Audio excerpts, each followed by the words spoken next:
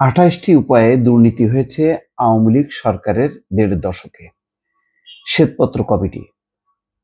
দর্শক, আপনারা জানেন যে ডক্টর দেবপ্রিয় ভট্টাচার্যের নেতৃত্বে যেই শ্বেতপত্র কমিটি গঠন করা হয়েছিল, সেই কমিটির সদস্যরা একেবারে বিনা বেতনে, বিনা পারিশ্রমিকে তারা একটা অসাধারণ কাজ করেছে। তারা খুঁটিয়ে খুঁটিয়ে সব বের করেছে যে কোথায় কোথায় কোন কোন সেক্টরে দুর্নীতি হয়েছে, সবচেয়ে বেশি কোথায়, সবচেয়ে কম কোথায়, এইগুলো মোটামুটি তারা চিহ্নিত করেছে। তারা বলেছে যে সবচেয়ে বেশি হয়েছে একেবারেই হচ্ছে ব্যাংক দেউলিয়া করা হয়েছে, তারপরে বিদ্যুৎ জ্বালানি, এরপরে আছে আইটি সেক্টরও। কিন্তু প্রথম এবং বলা যায় প্রধান যেই লুটপাটের জায়গা সেটা হচ্ছে ব্যাংক। তারা একটা ভালো কথা বলেছে। আমি এতদিন বলতাম যে এটা একটা লুটপাটের স্বর্গরাজ্য, কিন্তু শ্বেতপত্র কমিটি বলছে যে এটা একটা সত্যিকার অর্থে চোরতন্ত্র প্রতিষ্ঠা করা হয়েছে। শেখ হাসিনার শাসনামলটা একটা চোরতন্ত্রের উপর ভিত্তি করে প্রতিষ্ঠিত। কেন বলছে? বলা হচ্ছে যে কিভাবে চুরি করা যায় তার নানা কলা কৌশল তারা বের করেছে, এবং বলছে যে ২৮ রকম উপায়ে দুর্নীতি সংগঠিত হয়েছে। এই কমিটি বলছে ২৮ রকম ভাবে দুর্নীতি হয়েছে। বলা হচ্ছে শ্বেতপত্র কমিটির চূড়ান্ত প্রতিবেদনে বলা হচ্ছে যে অবারিত দুর্নীতি, রাষ্ট্রীয় সম্পদের অপব্যবহার এবং স্বেচ্ছাধীন ক্ষমতার অপপ্রয়োগের মাধ্যমে ১.৫ দশক ধরে বাংলাদেশে একটি চোরতন্ত্র প্রতিষ্ঠা করা হয়েছে, যার মাধ্যমে দেশ থেকে $২৩৪ বিলিয়ন সমপরিমাণ ২৮ লাখ কোটি টাকা পাচার হয়েছে। দর্শক, ফিগারটা বোঝেন, $২৩৪ বিলিয়ন সমপরিমাণ ২৮ লাখ কোটি টাকা পাচার হয়েছে। প্রতি বছর পাচার করা অর্থের পরিমাণ ছিল গড়ে $১৬ বিলিয়ন। বলা হচ্ছে যে এটা দিয়ে মানে কতটা পদ্মা সেতু হতো, কতটা এক্সপ্রেস হইতো।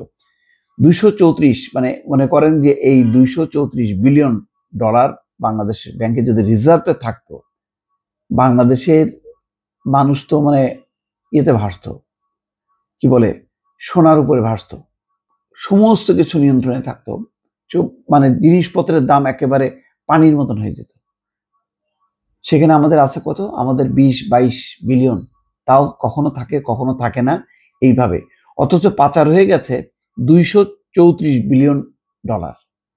চিন্তা করতে পারেন, বাংলাদেশের রিজার্ভে কখনো এরকম $২৩৪ বিলিয়ন ছিল না। সর্বোচ্চ হয়তো ৫০, ৬০, ৭০, ৮০ বিলিয়ন মতো ছিল, কিন্তু চুরি হয়ে গেছে, নিয়ে গেছে $২৩৪ বিলিয়ন। এখানে বলা হচ্ছে যে ২৮ লাখ কোটি টাকা পাচার হয়েছে। প্রতি বছর পাচার মানে করা অর্থের পরিমাণ হচ্ছে $১৬ বিলিয়ন, যার বাংলা টাকা হচ্ছে প্রায় ২ লাখ কোটি টাকা প্রতি বছর। এইভাবেই প্রায় ২৮ লাখ গেছে, যার মানে ডলার হিসাবে হচ্ছে $২৩৪ বিলিয়ন। দুর্নীতির মাত্রা ব্যাপক এবং গভীর ছিল বলে মনে করে অর্থনীতিবিদ দেবপ্রিয় ভট্টাচার্যের নেতৃত্বাধীন শ্বেতপত্র কমিটি, যাদের চূড়ান্ত প্রতিবেদন রোববার ডক্টর মোহাম্মদ ইউনূসের কাছে হস্তান্তর করা হয়েছে। মূলত রাষ্ট্রীয় সম্পদের ব্যবস্থাপনার ক্ষেত্রেই সবচেয়ে বেশি দুর্নীতি হয়েছে বলে মনে করে কমিটি। যেসব পদ্ধতিতে বাংলাদেশে আওয়ামী লীগ শাসনামলে দুর্নীতি হয়েছে তার একটি তালিকা দেওয়া হয়েছে শ্বেতপত্র কমিটির চূড়ান্ত প্রতিবেদনে। এই পদ্ধতিগুলি হলো কয়েকটা, আমি উল্লেখ করছি, যেমন ব্যাংক খাতে ঋণ কেলেঙ্কারি, প্রতারণাপূর্ণ ব্যাংক ঋণের ব্যাপক প্রসারের কথা উল্লেখ করেছে শ্বেতপত্র কমিটি। এর পাশাপাশি ছিল ঋণের অর্থ আত্মসাৎ করা, ব্যাংক অধিগ্রহণ, সেই ব্যাংকগুলো অধিগ্রহণের কথা আপনারা জানেন, অবৈধভাবে অর্থ পাচার, সেটাও ব্যাপকভাবে আলোচনা হয়েছে, রাজনৈতিক উদ্দেশ্যে নেওয়া অলাভজনক প্রকল্প, অর্থাৎ মানে লাভজনক হবে না, তারপরে এই সমস্ত প্রকল্প নিয়ে অপচয় করা হয়েছে এবং এর উদ্দেশ্য হলো টাকা হাতিয়ে নেয়া, প্রকল্পের খরচ বৃদ্ধি, প্রকল্পের খরচ ইচ্ছাকৃতভাবে বাড়ানো হয়েছে, যেটা মানে মানে চুরির সাথে তুলনা করা যায়। প্রকল্প অনুমোদনের পর ব্যয় বৃদ্ধি, অনুমোদন হয়েছে তারপরে ব্যয় বাড়ানো হলো, ওই সবই টাকা মারিং করা, মানে এইটাই বলছে যে চোরতন্ত্র, কিভাবে চুরি করা যায় নানান কৌশলে, ২৮টা কৌশল পদ্ধতি। প্রতিযোগিতাবিহীন দরপত্র প্রক্রিয়া, মানে কোনো প্রতিযোগিতার দরকার নেই, একদম একক দরপত্রে কেনাকাটা, অপ্রয়োজনীয় ও দুর্বল প্রকল্প ইচ্ছা করে নেওয়া হয়েছে। নিয়োগের ক্ষেত্রে স্বজনপ্রীতি, মানে ইচ্ছা মতো নিয়োগ দিলাম যাতে চুরি সহজ হয়। এইরকম ভাবে 28টা পদ্ধতি এখানে কমিটি উল্লেখ করেছে। দর্শক ভালো থাকবেন, আল্লাহ হাফেজ।